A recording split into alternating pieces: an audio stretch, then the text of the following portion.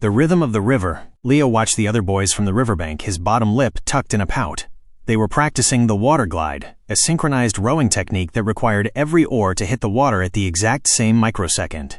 Leo wasn't out there because, for the third time this week, he had forgotten to oil his oars and tighten the oar locks. "It's just a boat, Master Kale," Leo muttered to the elderly man sitting on a stump beside him.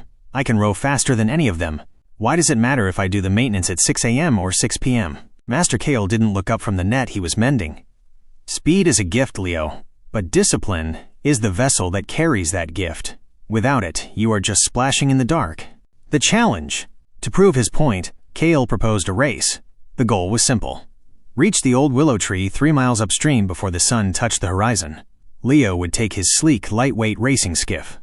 Kale would take a heavy, wide-bottomed fishing boat. "Easy," Leo smirked. He grabbed his gear and sprinted to the dock. But as he pushed off, he realized his haste had cost him. He hadn't checked the tide charts. He was rowing directly against a surging current. Halfway there, his left oarlock began to groan. Because he hadn't oiled it, the friction was grinding the metal down.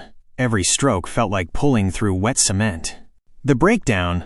Leo pushed harder, trying to use raw strength to compensate for the failing equipment. But the harder he pulled, the more the rhythm broke. He began to zigzag. He grew frustrated. His breathing became shallow, and his technique fell apart. Meanwhile, he saw Master Kale. The old man wasn't rushing.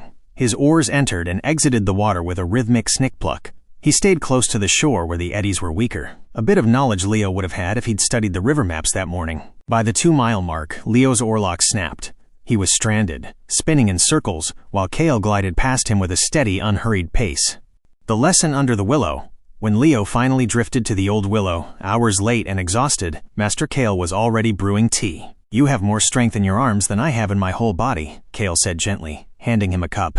"But strength without discipline is like a fire without a hearth. It burns bright, then scatters and dies." Leo looked at his broken oar. "I thought discipline was just about following boring rules." "Discipline is not a cage," Kale replied.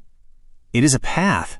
It's doing the small, unexciting things, the oiling, the studying, the practice, so that when the moment of the race comes, your mind and your tools are free to perform."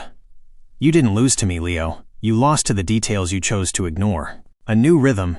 The next morning, the sun hadn't even cleared the hills when a soft clink-clink echoed from the docks. It was Leo. He wasn't rowing yet. He was sitting on the wood, carefully applying oil to his oarlocks, checking the tension of the ropes, and watching the way the current moved around the stones. He realized then that the rhythm didn't start when the oar hit the water. It started the moment he decided to respect the craft. As he finally pushed off, the boat felt lighter than it ever had before, not because he was stronger, but because he was finally in sync.